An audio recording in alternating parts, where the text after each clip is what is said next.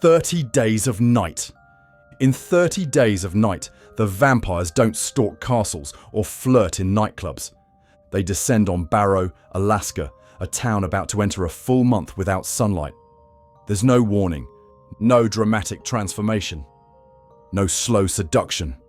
They come with the snow, a pack of feral ancient creatures with jet black eyes, shark-like teeth, and a language that sounds like bone scraping on metal. They don't turn you. They don't save you for later. They gut, tear, and feast like animals that haven't eaten in years. These vampires are pure biology, optimized to kill. Needle-sharp fangs designed not to pierce, but to shred. Talons that rip through Kevlar. Jaws that unhinge mid-scream.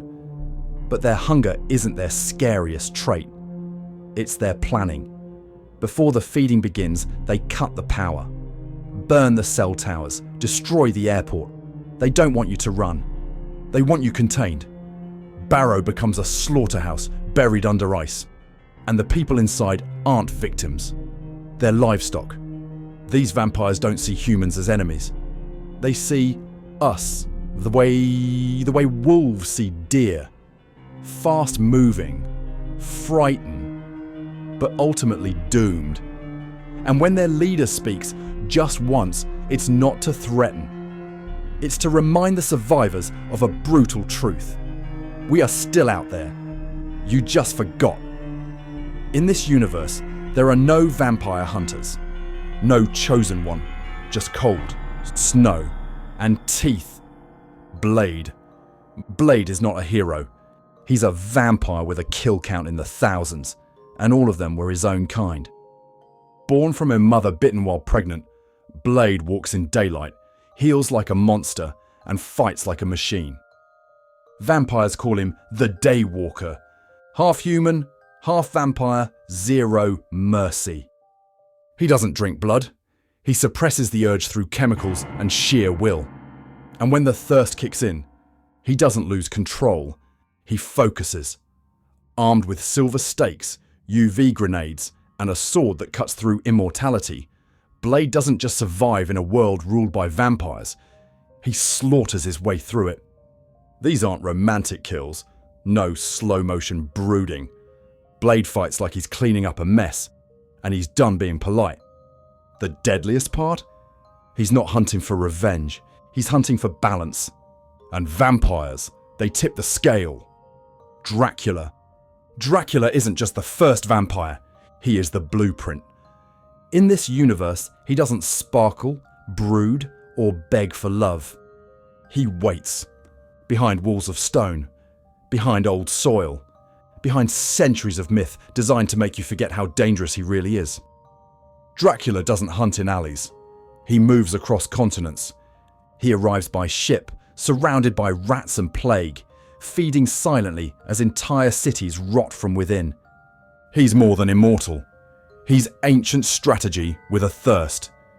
He can shapeshift, control minds, and vanish into mist. But his real weapon? Time. He's waited through empires, through languages, through religions. And when he decides to strike, he doesn't take your blood. He takes your will. Dracula isn't a villain of passion. He's a god of decay. And gods don't die. They hibernate. David, the Lost Boys. On the California coast, the sun sets, and then they come out. David and his crew aren't hiding in the shadows. They're laughing in the open. Leather jackets, sunglasses at night, and the kind of grin that says, "You're already dead." They don't want to kill you. They want to pull you in, into their cave, their rituals, their family. Until one day you're eating maggots instead of rice and thinking it's funny. These vampires don't seduce with poetry. They seduce with adrenaline. You're not bitten, you're initiated. And once you're part of David's gang, the thrill never stops. Until the sun rises and you realise you haven't been human in weeks. The Lost Boys aren't just undead. They're a warning. Because the scariest vampires aren't the ones hiding in the dark. They're the ones who make you laugh while you become one. Edward, Twilight. Edward Cullen doesn't need to hunt you. You'll come to him. In Twilight, he walks through high school hallways like a ghost, pale, perfect, unreadable. He doesn't drink human blood. He says he's one of the good ones. But make no mistake, he is still a predator. He can read your mind, track your scent across miles, move faster than the eye can follow. And if you fall in love with him, you don't become stronger, you become his, frozen in time, trapped in a body that never ages, watching the world crumble while he watches you. The horror of Edward Cullen isn't the violence, it's the control. He's what happens when a vampire doesn't need to bite. He just needs you to say yes. Vampire Diaries.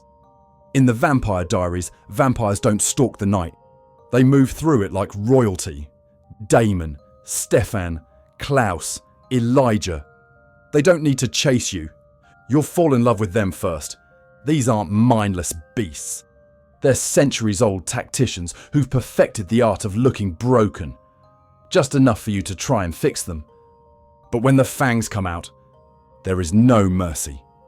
They compel your thoughts, rewrite your memories, rip your heart out, literally, if it serves their cause. And then they'll mourn you like they cared. The real horror of the Vampire Diaries isn't the bloodshed. It's how easily you forgive it. Because these vampires aren't hiding, they're being invited in. Alucard, Hellsing. Alucard has lived for centuries, killed armies, toppled empires. But ask him what he wants. He wants to die. Alucard is invincible, yes. He regenerates from dust, commands the souls of the damned, and shoots silver like a war god. But beneath all the power is something far worse. Regret. He's not a monster because he drinks blood. He's a monster because he's lost the meaning of killing. And yet, when he's unleashed, there's no stopping him. Cities fall. Armies vanish.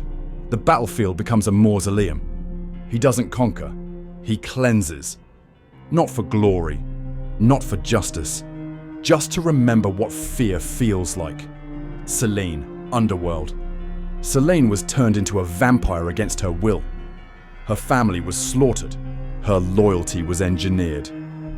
Then they trained her to kill. Not enemies, her own kind. In Underworld, Selene doesn't sparkle or seduce.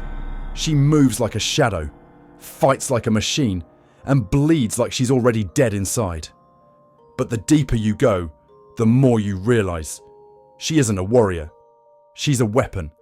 Created, deployed, lied to. And when she finds out the truth, she doesn't weep. She burns everything down. Hybrid blood, corrupted empires, ancient betrayals. None of it matters. Because Selene has one mission now, to destroy the world that made her a monster.